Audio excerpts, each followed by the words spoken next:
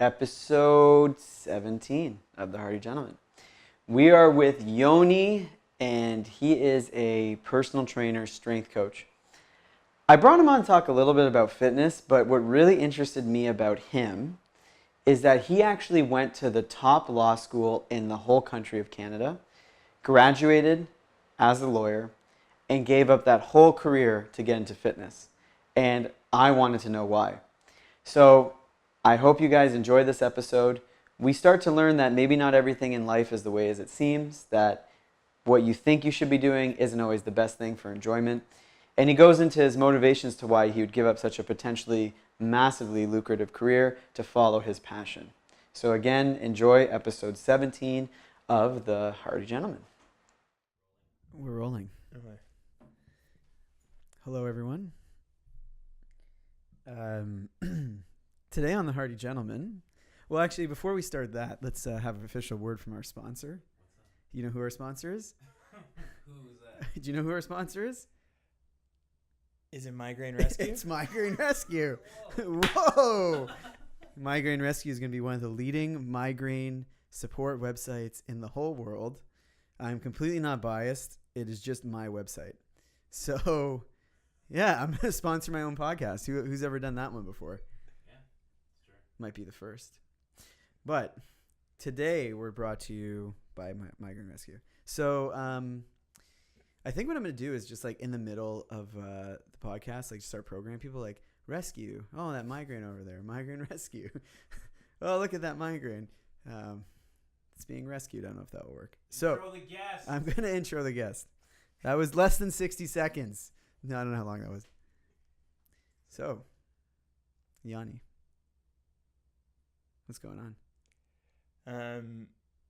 Well, this is a pretty interesting, I don't know if interesting is the right word, time that you've caught me at. I'm going to be starting a new job next month, so that's pretty exciting. Yeah.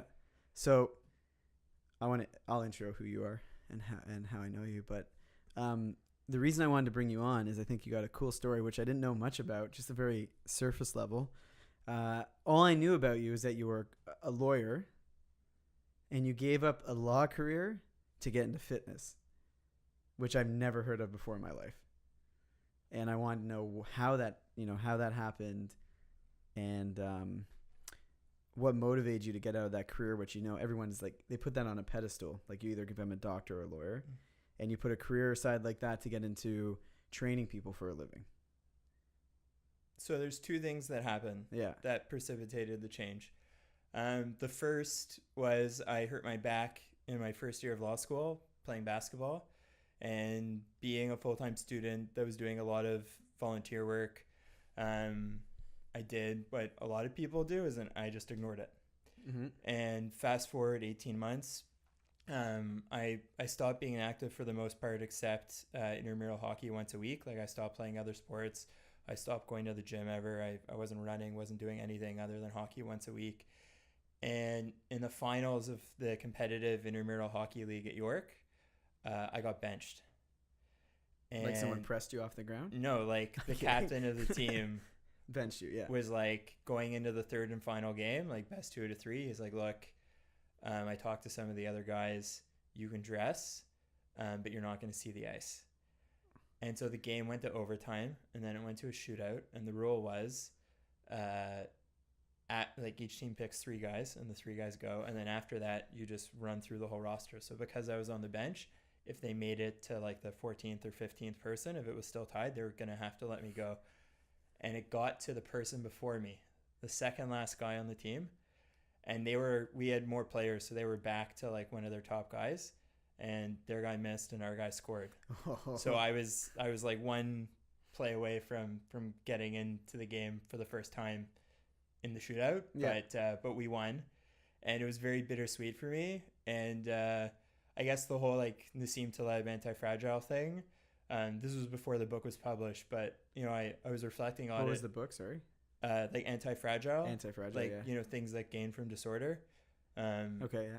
And so I had a friend from high school named Neil who would make these jokes about how he was retired from basketball, and we were like 21.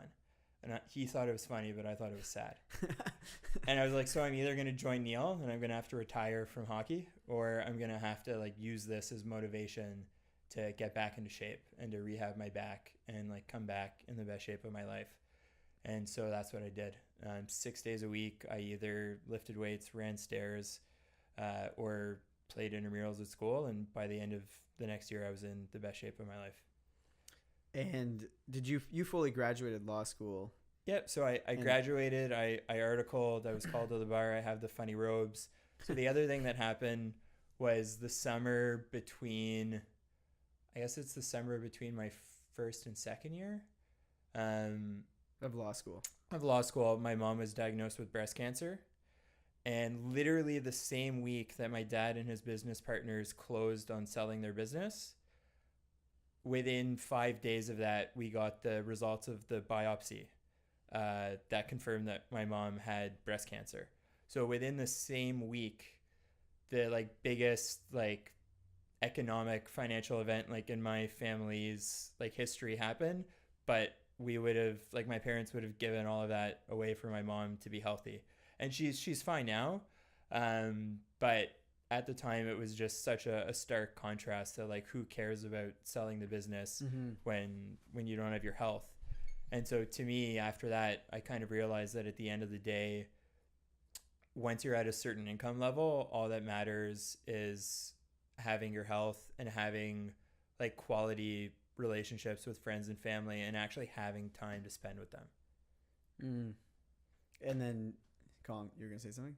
No, I wasn't. Well, I was going to say definitely. Oh, yeah. So, so after articling, were you just like, and all that stuff happened, you're like, you know what? I don't want to go down that. So my informal mentor at the firm I articled at got me what I thought would be a really interesting contract job for a few months after my call to the bar. It was interviewing family business owners in Ottawa to see if they were interested in funding a center for family business. Because I was really interested in that, because people had given my grandfather advice on how to minimize taxes, but no, like his lawyer, accountant, financial advisor, insurance guy, like whoever, no one had talked to him about how to make sure his kids would still be talking to each other after he passed, and like not being like upset about money stuff.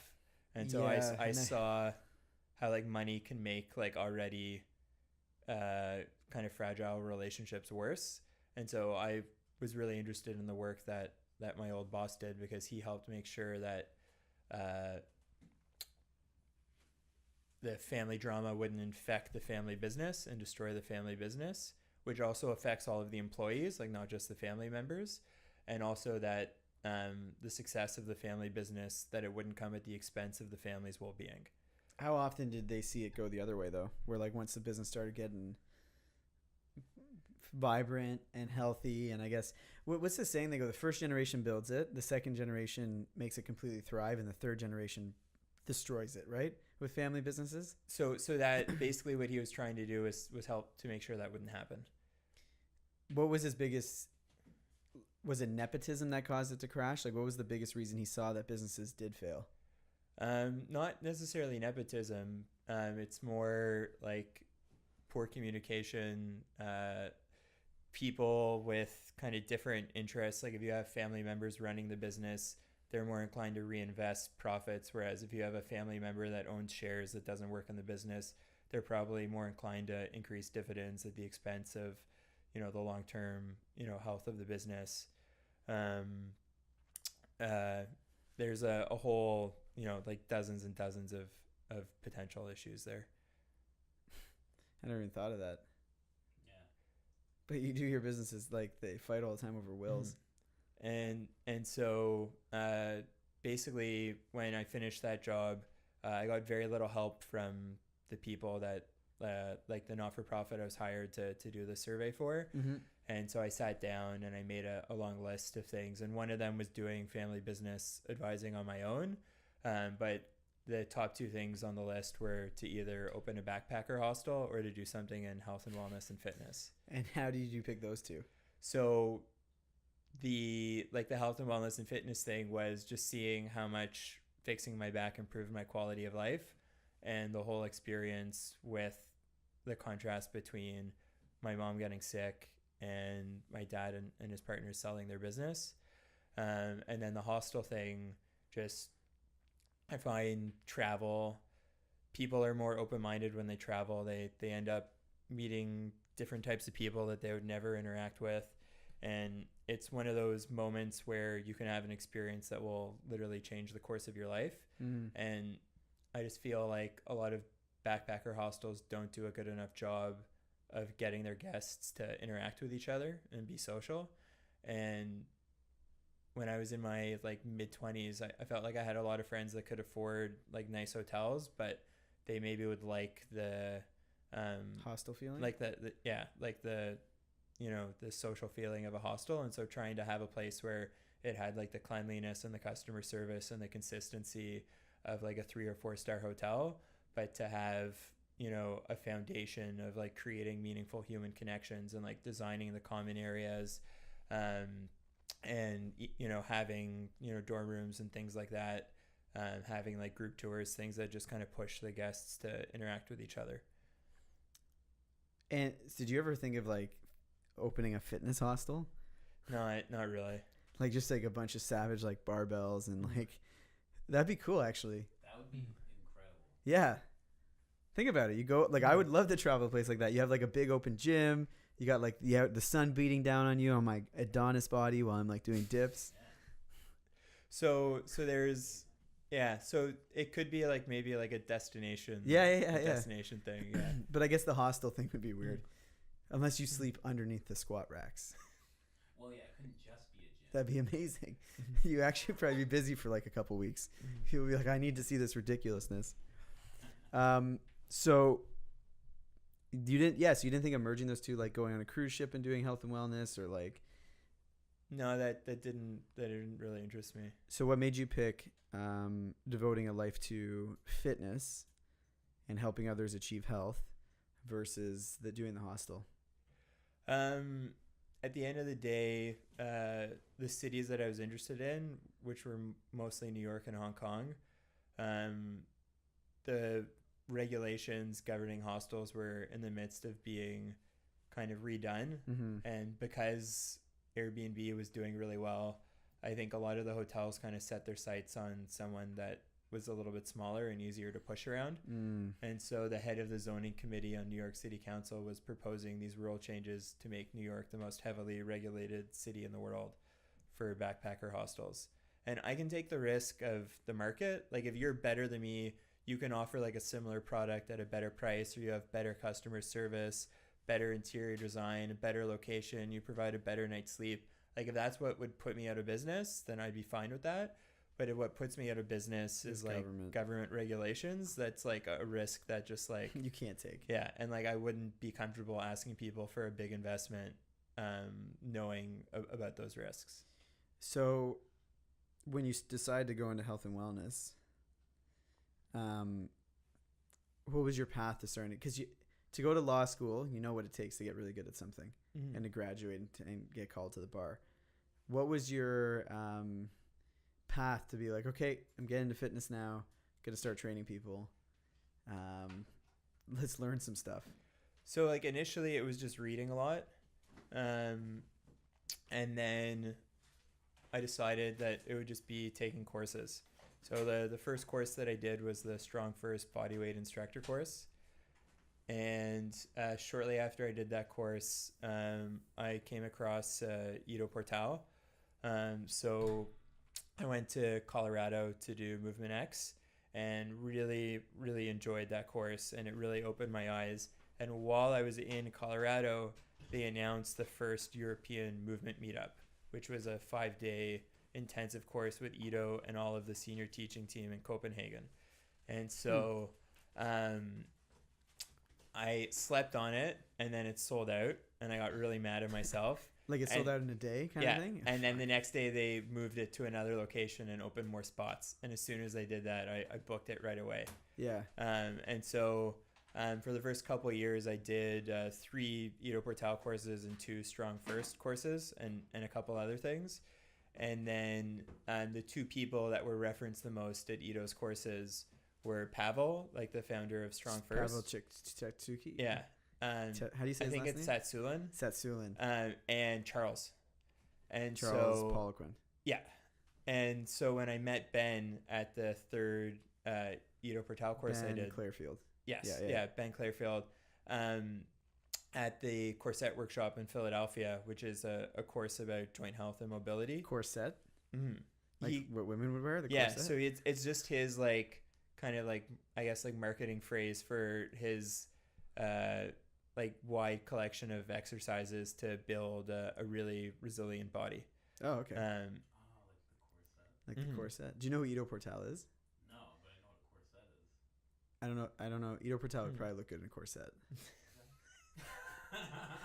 You've met him. I don't know. He's like my height, right? Like he's not a big dude. Yeah, but he's jacked, dude. Yeah. This guy's like, he's Conor McGregor's movement coach is how most people know him. Okay. But he got big on the idea of movement, not just like bench pressing or squatting or gymnastics, like merging all types of movement because it'll make you a better all around person athletically. Right? That's sort of his philosophy. Yeah, so like basically he applied the Poliquin principles to gymnastic strength training, and he just he would do these deep dives of like a year or two into all of these different areas. So he, takes stuff from like Eastern martial arts and capoeira and boxing and gymnastics and circus arts and acrobatics and hand balancing and Olympic weightlifting and body weight training. And so he just takes, what he thinks the best drills and exercises are for very specific things from all of these different areas and puts them together into one internally consistent but always evolving system. Like stuff you do is like walk like this, right?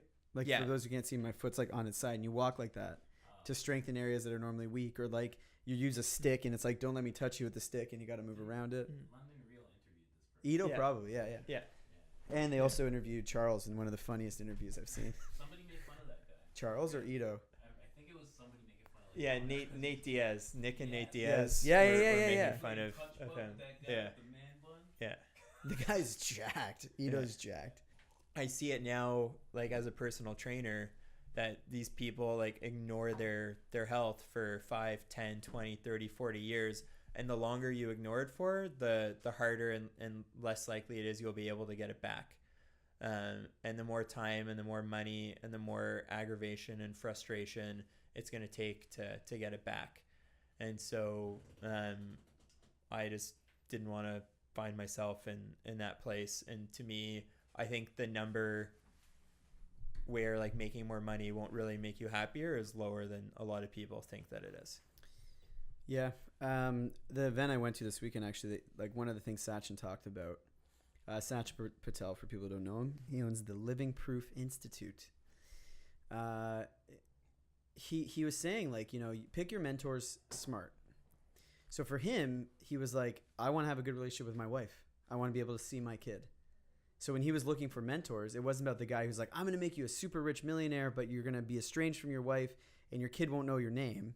It was like finding someone who had all that balance, because you got one life. And I see a lot of successful doctors in my job who work 10, 12, 14-hour days, and that's all they do is work. And they don't do anything else. And that balance is off. So that's the irony of certain careers. Like I probably stayed at about 60 or 65 hostels in my life and have visited well over 100. Like if I go to a city, I would go to the top 5 or 6 rated hostels and just kind of introduce myself to the manager or the owner and, see if they were free to hang out, like take them for lunch or whatever. And a lot of these hostel owners that never learned to delegate, as soon as they opened their hostel, they lost the ability to travel. And, and personal trainers, especially the good ones that are really busy, if they don't protect their schedule in terms of sleep and eating real food and not just eating protein bars and shakes and having time to train, then they're sacrificing their own health to help other people. Like there's some people I would meet at courses and like not, they were like super knowledgeable and they had great technique. But if you just looked at them, you wouldn't even realize that they were a top trainer. Yeah. Yeah, that's the whole like the cobbler with no shoes, the mechanic with a shitty car. And so that's been really important to me, that I didn't like trade a more lucrative career for a more meaningful one to like give up my own health. Yeah. That's good. It seems like you got a lot of perspective from everything that happened with your dad and like everything. Like, was that like a big shift after something like that happened? Like, it was just such a stark thing that, like, you know, my parents were ready to spend like over $100,000 for my mom to go have surgery in the States because she was gonna have to wait 6 or 7 weeks. They didn't have to in the end, thankfully, but like that's like you're making sacrifices in other places of your life if you're spending that kind of money on you know, healthcare. What did and it's sad, like people don't see the importance of spending money on their health now when they're healthy. Mm-hmm. Like we're all three healthy guys, and a lot of people our age, like you won't notice things, but it's like no one wants to take those preventative measures because they think, oh, I'll just take care of it later. And then you hear stories like you were saying, it's like nothing else matters later when you have to deal with that. And yeah, you make time for it now, or you're forced to make time for it later. True. What did Sachin just say? I was just at the conference all weekend. He's like, people think spending on organic food is expensive, but you're going to be paying one way or another kind of thing. Yeah. Like either you buy the healthy food or you're going to have to pay for something else later. The healthy doctor bill. Yeah. So, I guess to change topics, really ADD like. Jordan's the segue king. I am the king of segues. Let's hear it. $1 million. No, $100 million. Okay. Find your soulmate or get a time machine. Which one? There's probably find my soulmate. Wrong. Wow. Wrong answer. I'll tell you why. You're a gentleman. No, you know why it's wrong answer. You know why? Why? You get the time machine. You own the time machine. You go back to the doors. You go through the $100 million door. You take that $100 million. You go back again. You don't risk your soulmate for bullshit. You go back through the soulmate door. You don't know. You have a time machine. Once you get the time machine, you did the right thing. You get one chance to meet your soulmate. Yeah. Good job. Fine. Fucking guy. Anyway, so you answered the question correctly. That was the segue question. That was. We should do a segment of the show, the segue question. That's how we break into different segues. So training. You train a lot of people, and you see a lot of trainers doing stuff. Now, let's say someone's taking the dive into, because we got some people listening to the podcast. We've been having a lot more trainers coming on, but what if somebody's like, you know what, I'm ready to get a trainer. Without bashing your former colleagues, how many trainers do you see training people improperly, using bad technique, maybe putting people through something they can't handle? And B, what can people look for in a trainer that you think would make it a healthy choice for them? Like, what are your top recommendations? Well, I think the first thing to acknowledge is that there's not like one way of training. Like there are more than one valid way of training. So like whatever it is, 70 or 80% of what I do, is falling from the Poliquin principles. And then the rest comes from, other teachers that I've had. A few things, like two of the most common things that I see when I'm like working out at a commercial gym is one, trainers that don't measure the rest period. So like they don't have a stopwatch. And two, no attention paid to range of motion. So like people doing bench press where they go like halfway to their chest, people doing quarter squats, people doing curls where they're not, they're doing curls like this, or they're, just staying at the top, people doing like pull-ups where they're not starting with their arms straight and they're not getting their chin above the bar. Because if you want to have healthy joints and you want to be strong through a full range of motion, you need to train, through a full range of motion. And rest is important. Like there's a big difference between resting 30 seconds and a minute and 2 minutes and 3 minutes. And one of the reasons why a lot of people never get that strong is because when they're in a strength phase. Well, one, they maybe never do a strength phase. What's the strength phase? Like it's when you're focused on relative strength, so making the connection between your brain and your nervous system more efficient, so things fire faster. So that's usually lifting a weight that's so heavy you can only lift it, 5 times or less. Whereas when you're building muscle, it's a weight that you can lift for at least 40 seconds, but it's heavy enough that you can't go much longer than a minute. And so they either never do a strength phase or they don't measure the rest. And so because people, don't have the patience, they go back to the bar after 1 or 2 minutes when they should be resting, 3 or 4 minutes or more. And then surprise, surprise, they can't, they don't get enough reps in at the heavy weight. Wow. I never thought of that stopwatch. Now that I think of it, I've never What did John say for us at the, just go on Amazon, he's like, buy a clicker. Yeah. He said the same thing, actually. He's like, rest is crucial. Because, like, if you look at most people in the gym, they're like, I know there's time for HIIT training and, like, boom, boom, boom, boom, boom. But then on the other hand, like when you're in a phase where you're trying to lose fat or build muscle, right, people make the opposite mistake. They rest too much. Yeah. Right. It's hard to, like, if you're going back and forth between like squats and pull-ups or deadlifts and a dumbbell press, like that's hard. Right. And people, whatever, if someone else is using the piece of equipment, you should substitute another exercise, or you should plan something where you'll be able to use the equipment that you want. That's a hard thing. Like, I've done a lot of Polican workouts, and the hardest thing is when I'm at a regular gym to like have all the equipment ready, because you always 2 or 3 times, like sometimes you have like even up to 4 or 6, or like a giant set, like different workouts, and it's like to try to own all that equipment at like a regular gym. And that's where you have to make some modifications, or like just keep things simple. Yeah. You can do really well without doing a giant set where you're stringing like 5 or 6 exercises together, or you just do a giant set with dumbbells and a bench. Like for your upper body, for your legs, it's a different story. True. So basically, for a good trainer, they should be like attentive. Speaking of they should. Oh yeah, can you hear? They should be attentive, kind of thing. Like have a stopwatch. Like what? Yeah, like it's so my manager's manager said something that it took a year for me to actually see this manifest itself in my work, but I think it was really smart what she said. She said, imagine that everyone in the gym is watching you and your client, and it's a silent movie. So if they're not close to you, they don't know what you're saying, but they're looking. Like, people are watching.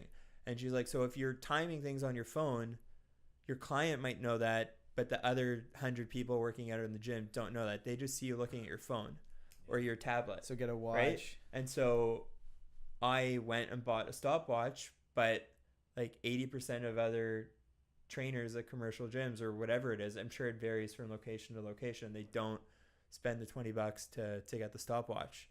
And so I actually had someone sign up for a full year of training, like 3 times a week. And he said to me, you're the only one I've never seen on their phone. That paid the $20, eh? Yeah. And he signed up for 144 sessions.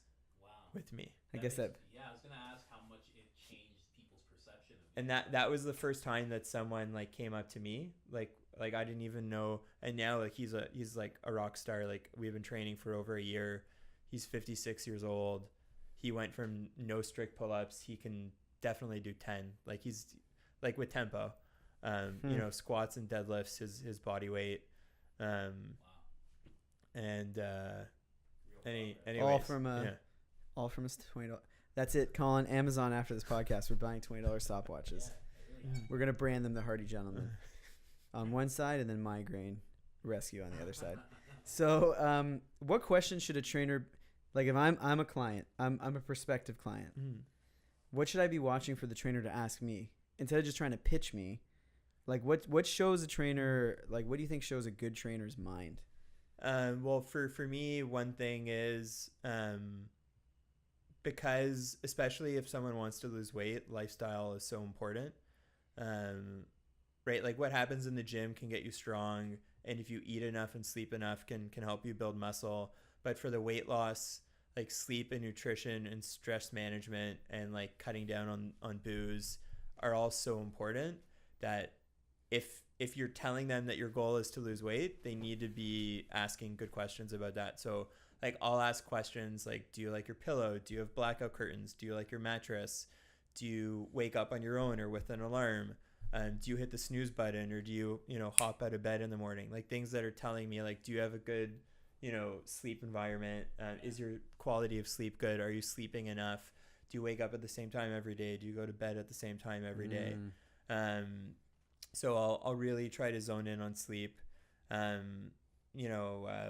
Well, if you follow Charles's stuff, asking what you have for breakfast, because he's a big wrong answer. Yeah, he's really anti-fasting. Oh, yeah?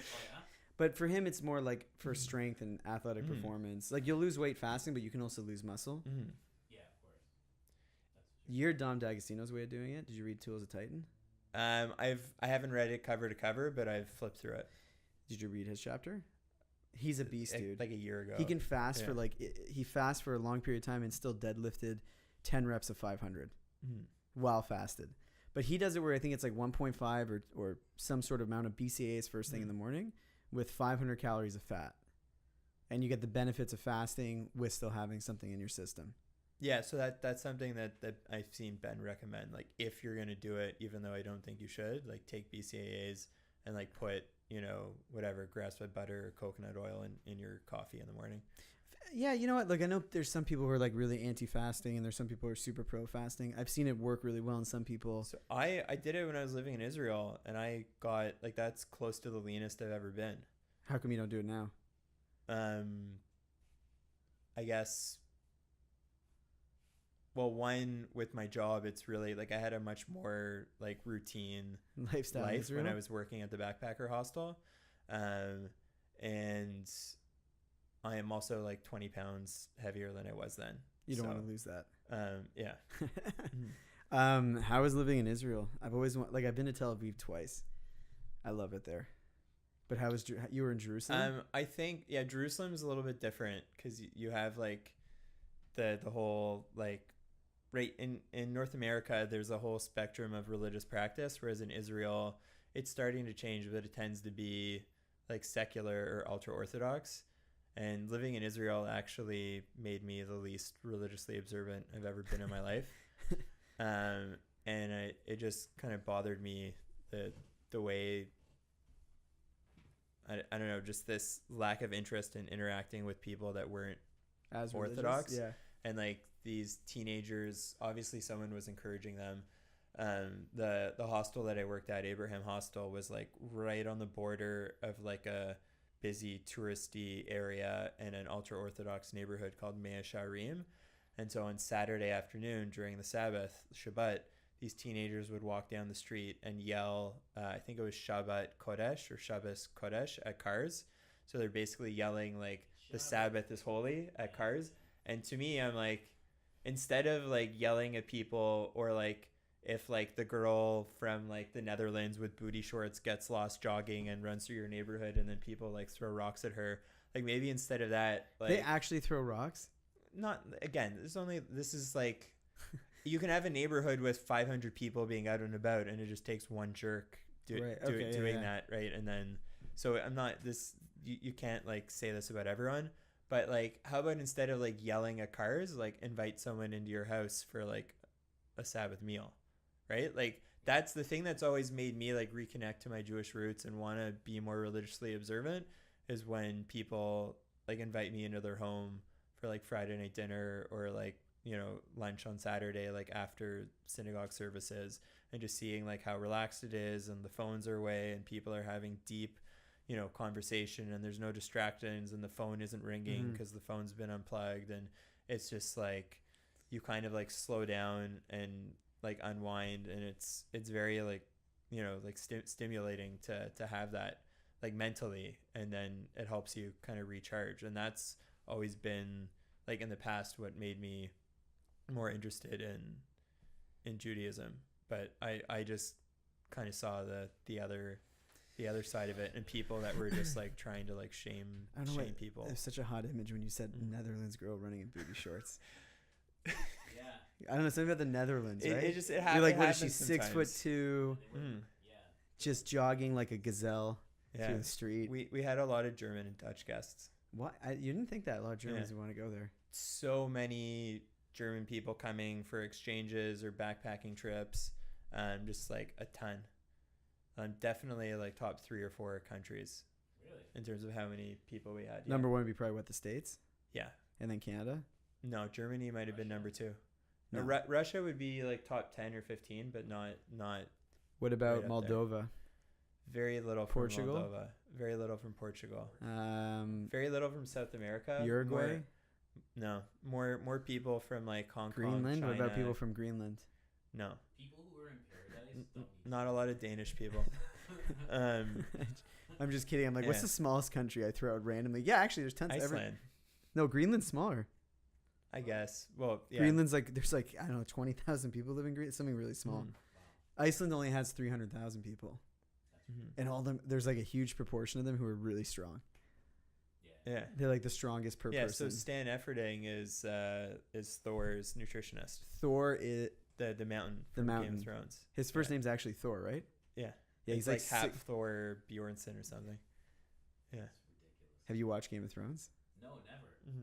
Really? Never once. You got to binge watch it before this next season comes out. I don't really want to see it.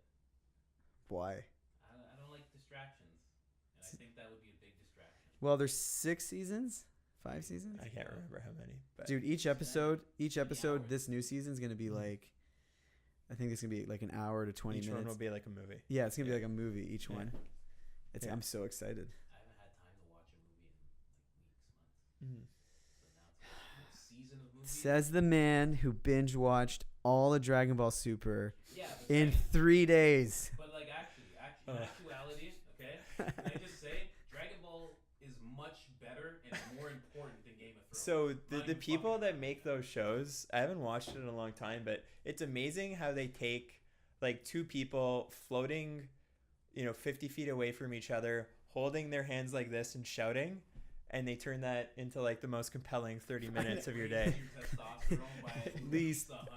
It's just like how like so little actually happens in one episode. No, they changed Super. They changed it. You're thinking of Dragon Ball Z, where it was like the 5 minutes against Frieza was 4 hours. It's literally and 31 someone minutes. standing like this yelling. Play the clip right now, Colin. Play Gohan turn to Super Saiyan 2. Yeah, my brother got me into that. Dude, have you watched Super? No, You gotta watch Super. I just watched a tiny bit of Dragon Ball and then What about Dragon Ball Z? Did you watch all of Dragon Ball Z? Like I saw like I don't know Cell and Frieza and Majin Buu? Supercell, Majin Buu, Android. So you watched the whole series. Okay. You need to watch Dragon Ball Super. Okay. They sped it up. So like there isn't so much wasted time. Like you're not going to have that thing that happened with Frieza where it was like 5 minutes and it was 4 hours and 31 minutes. It's going to be like there's a saga in there called Black Goku that is probably the best, or Goku Black. Don't tell him anything. It's just Black Goku. Right? And now you gotta see what it's about. It's honestly some of the best TV. It's actually, I'd say, as important as the King James Bible was to humanity. Right? Yeah, you gotta watch it. It was Okay. Very, very good. Okay. So you're basically saying that it's gonna last more than 2,000 years, because the Bible has been important enough that it's lasted over 2,000 years. It's timeless and trans-universal, and you understand what I mean by that when you watch it. Okay. Trans-universal. Yeah. Across many different universes. True. So for generations, people will dedicate resources to preserving hard drives that have the Dragon Ball Super archive on it. It's already happened with about, I think we're in the 3rd generation. Okay. All right, so Yeah, Dragon Ball came out in the 80s. Right. Came out in the 80s, and it was the most popular show in Japan this year. It's the same age as me. Yeah. 32 years old. And it still was able to be. You have juggernauts like Ronda Rousey calling it out, Mighty Mouse. Really? Yeah, man. Oh. Ronda Rousey's a huge. She had like a Vegeta T-shirt. What? Didn't know that. Yeah.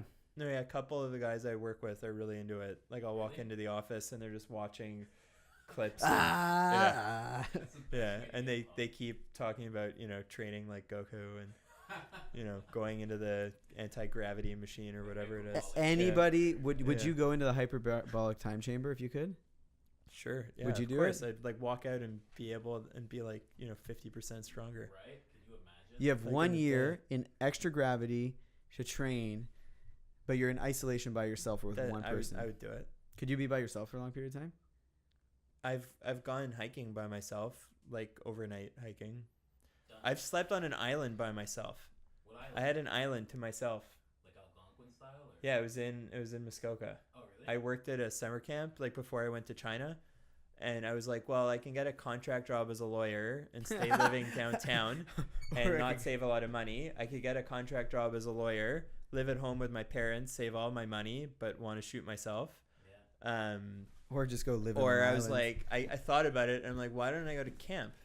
Because I'll save all my money. It'll be way more fun than a lawyer job. Go to camp. So like I hadn't been to camp in like 7 years or something, but I went and I taught kayaking, and I got to live in like senior staff housing. I had my nights free. That was the year I read a book a week. That summer I just tore through books. What book stood out the most? So Anti-Fragile by Nassim Taleb was definitely one. Surely You're Joking, Mr. Feynman. Great book. And the sequel. Dragon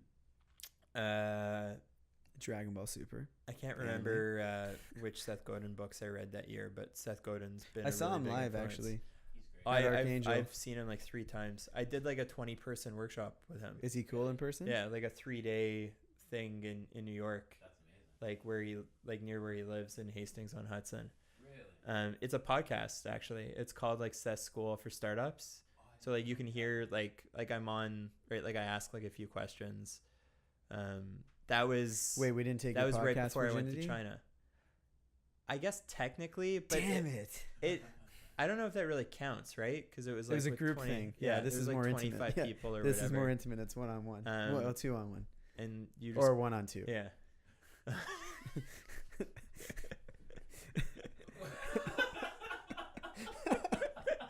You got it straight there? You good? That must have been cool, man. The Seth Godin thing. Yeah, it was. The interesting thing, so that and Charles's seminars are actually similar in the sense that I think so many people think they're not worthy of like spending time with these people, and they're just people, and they're just waiting. Like there's a guy who's literally a world champion in jiu-jitsu, like Abu Dhabi. Who? Like if it was an Olympic sport, he would have a medal probably. Marcelo Garcia? No, Carlos Soto. Oh yeah. He went to the strength training for grappling course that I went to in Colorado, and he's like, I've been following Charles for like 15 years, maybe it was 20 years, and that was his first course. And like you own a super successul gym, you're a world champion in your sport. Charles would probably want to train him. He's just like a fucking badass, and he like knows what he's doing. And he just never like self-selected himself to go to one of Charles's courses until this past December. And like at Seth's thing, when he did the blog post advertising the thing, he had like an application for graphic designers to like attend for free if they would like help the people that had like business ideas, come up with like logos and branding and all of that. One person submitted an application to Seth Godin. There was one guy. All the people, the millions of people that read Seth's blog, I think Tim was the only guy that didn't pay to be there. Like I think he got. How much did that course free. cost? It's like $4,000 or something. I don't know. It was a lot of money, but was it worth it? But think about this. Like people don't bat an eyelash to borrow $50,000 or $100,000. I agree. To get a degree from a third-rate university, right? And like I went to good schools, like Queen's Commerce is like one of the 2 or 3 best like undergrad schools in Canada for business, and Osgood is one of the 2 or 3 best law schools in Canada. And like to do a course with Charles is like less money than to do a course at Osgood. How much is Osgood? $20,000 a year? So at the time it was 15. Now it's probably like 20 or more.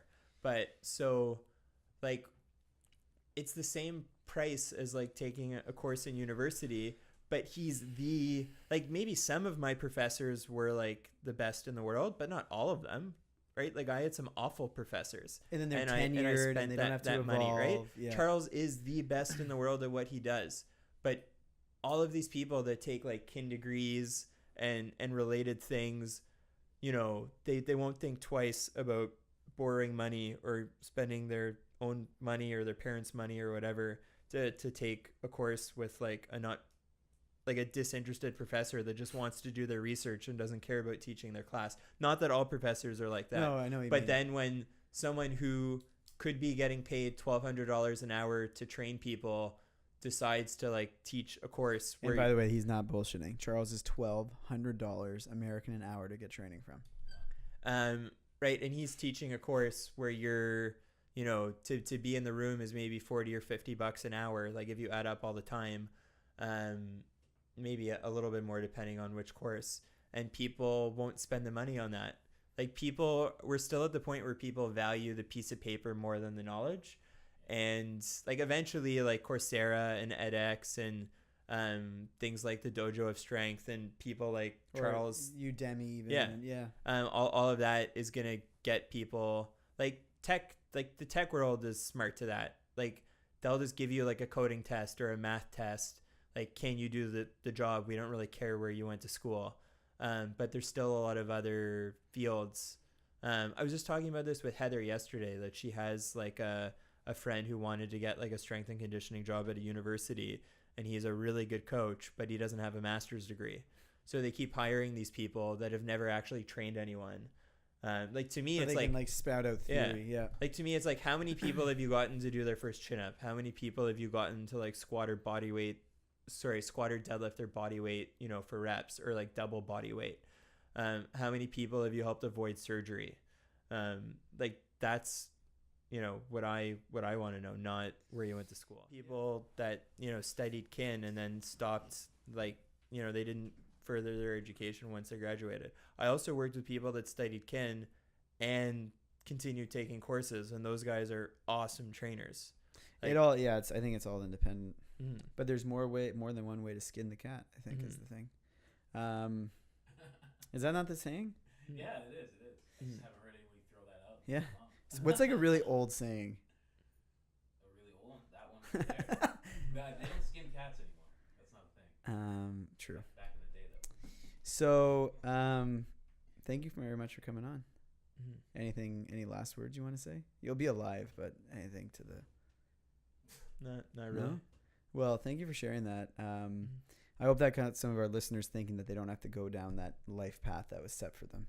Yo, this guy has to come back. And he will. Travel stories. I know. Strictly travel stories. Travel. I could tell you about the time I got lost on a mountainside in rural China by myself. Boom. That's where we're going to leave it. And you got to listen to episode 2 to hear that one. Yeah, I want to hear that one. Yeah. But anyways, thank you very much. And yeah, we'll get you back on if you don't mind, and we'll talk just travel stories. Cool. Well, thank you, Migraine Rescue, for supporting this episode of the Hearty Gentlemen. And thank you very much for coming on. It was a pleasure. And we'll chat soon. Cool. Peace. Sorry, we have